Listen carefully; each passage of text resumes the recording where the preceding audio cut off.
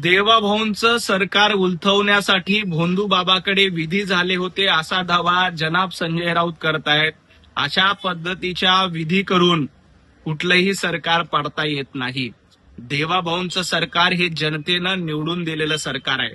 जनतेच्या आशीर्वादामुळे देवाभाऊंचं सरकार आलेलं आहे. अशा पद्धतीच्या भोंदू बाबाच्या कुठल्या तरी भोंदूगिरीमुळं असलं सरकार पडत नाही.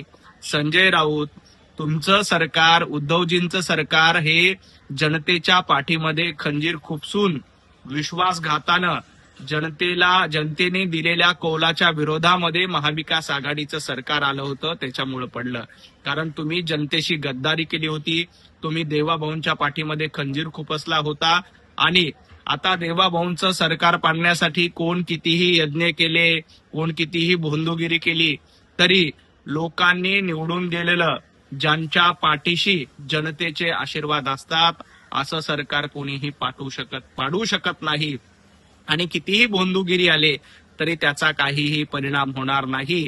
उलट उद्धवजी ठाकरे यांनी 2019 साली देवाभाऊंच्या पाठीमध्ये खंजीर खुपसला होता, हे लक्षात ठेवा. भोंदू बाबासोबत काही लोकांचे फोटो आहेत, काही मंत्र्यांचे फोटो आहेत, म्हणून लगेच त्यांचा राजीनामा घ्या अशा पद्धतीची मागणी जनाब संजय राऊत करतायत. जनाब संजय राऊत, तुम्हाला एवढंच सांगायचंय, मिलिंद नार्वेकर आणि भोंदू बाबाचे फोटो समोर आलेत. तुम्ही हिंमत दाखवून मिलिंद नार्वेकरांचा राजीनामा मागणार आहेत का? मिलिंद नार्वेकरांचा राजीनामा आधी घ्या आणि मग इतरांचे राजीनामे मागा. तुम्ही देखील नाशिकचे संपर्क मंत्री होतात, कदाचित तुमचे देखील त्या भोंदू बाबासोबत संबंध असतील. उद्या तुमचे देखील त्या भोंदू बाबाचे फोटो समोर येतील, त्यावेळेला तुम्ही राज्यसभेच्या खासदारकीचा राजीनामा देणार आहात का?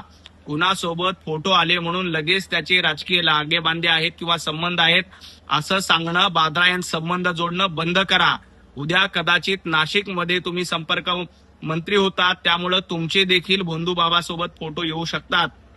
त्यावेळेला तुमचा राजीनामा मागायचा का? आणि तुमच्या हिंमत असेल तर आधी मिलिंद नार्वेकर यांचा राजीनामा मागा आणि मग इतरांच्या राजीनाम्याबद्दल बोला. स्वातंत्र्यवीर सावरकर आणि विज्ञाननिष्ठ यांच्याबद्दल बोलण्याचा अधिकार संजय राऊत आणि उभाटा गटानं कधीच गमावलेला आहे. ज्या राहुल गांधी यांनी स्वातंत्र्यवीर सावरकरांचा सातत्यानं अपमान केला, स्वातंत्र्यवीर सावरकरांबद्दल नको नको ते शब्द वापरले, अशा राहुल गांधींसोबत तुम्ही सत्तेसाठी आणि खुर्चीसाठी मांडीला मांडी लावून बसलात. जनाब संजय राऊत, तुमचे हे कारनामे महाराष्ट्रानं बघितलेत, त्यामुळं स्वातंत्र्यवीर सावरकरांचा नाव घेण्याचा अधिकार तुम्हाला उरलेला नाही. स्वातंत्र्यवीर सावरकरांचे विचार धुळीला मिळवण्याचं जर का काम कोणी केलं असेल तर ते उद्धवजी ठाकरे, संजय राऊत तुम्ही केलंय.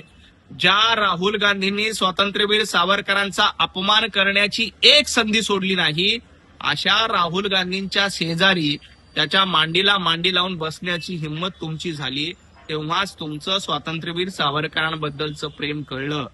स्वातंत्र्यवीर सावरकर विज्ञाननिष्ठ होते आणि देवाभाऊ देखील विज्ञाननिष्ठ आहेत. देवाभाऊंच्या सरकारमध्ये अशा भोंदू बाबांना थारा नाही, म्हणूनच ही कारवाई करण्यात आली आहे. जनाब संजय राऊत यांना स्वातंत्र्यवीर सावरकरांचं नाव घेण्याचा अधिकार उरलेला नाही.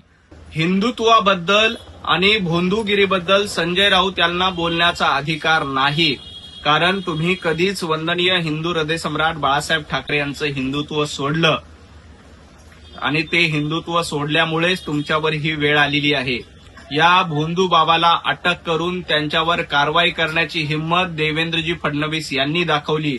हिंदुत्वाच्या नावावर कोणी अशा पद्धतीनं बाजार मांडत असेल तर त्याला सोडलं जाणार नाही, हा संदेश खरात याच्या कारवाईवरनं दिला गेलेला आहे. आणि हे सरकार ढोंगी बाबांना, भोंदू बाबांना कुठेही सोडणार नाही, हेच या कारवाईच्या निमित्ताने स्पष्ट केलेलं आहे. हिंदुत्वादाच्या नावावर कोण बाजार मांडतंय हे महाराष्ट्राला माहिती आहे. आणि तुमचं हिंदुत्व किती बेगडी आहे, तुम्ही हिंदुत्व सोडून कुठल्या धर्माचा स्वीकार केलाय हे महाराष्ट्रानं ओळखलंय आणि त्याचा निकाल विधानसभेच्या निवडणुकीमध्ये लागलेला आहे. त्यामुळे तुम्हाला हिंदुत्वाबद्दल बोलण्याचा अधिकार नाही, हे जनाब संजय राऊत यांनी ध्यानात ठेवावं. भोंदू बाबाचे कारनामे समोर आल्यानंतर रुपाली चाकणकर यांचा राजीनामा झाला, भोंदू बाबाला अटक करण्यात आली. परंतु उद्धवजी ठाकरे मुख्यमंत्री असताना महाविकास आघाडी सरकारनं याच भोंदू बाबासाठी पायघड्या घातल्या. सरकारनं विशेष GR या भोंदू बाबासाठी काढला होता. संजय राऊत, याबद्दल तुम्ही मूग गिळून गप्प का आहेत? या भोंदू बाबाने सरळ सरळ सरकारकडनं एवढा मोठा GR काढून घेतला आणि उद्धव ठाकरे त्यावेळेला मुख्यमंत्री होते. मग तुमचं भोंदूगिरीबद्दलचं प्रेम आहे का, हे एकदा संजय राऊतांनी सांगितलं पाहिजे. संजय राऊतांना याबद्दल प्रश्न विचारला असताना संजय राऊतांची दातखिळी बसलेली आहे आणि ते मूग गिळून गप्प बसले. परंतु देवेंद्रजी फडणवीस यांनी अशा पद्धतीच्या भोंदू बाबांवर कारवाई करण्याचं धाडस केलं, हिम्मत केली आणि या भोंदू बाबाला बेड्या ठोकल्या. या सरकारमध्ये जनतेला फसवणाऱ्यांना स्थान मिळणार नाही, हेच या कारवाईमधनं सांगण्यात आलंय. परंतु जनाब संजय राऊत, उद्धवजी ठाकरे मुख्यमंत्री असताना या भोंदू बाबासाठी पायघड्या का घातल्या होत्या, याचं उत्तर संजय राऊत आणि उद्धवजी ठाकरे यांनी दिलं पाहिजे.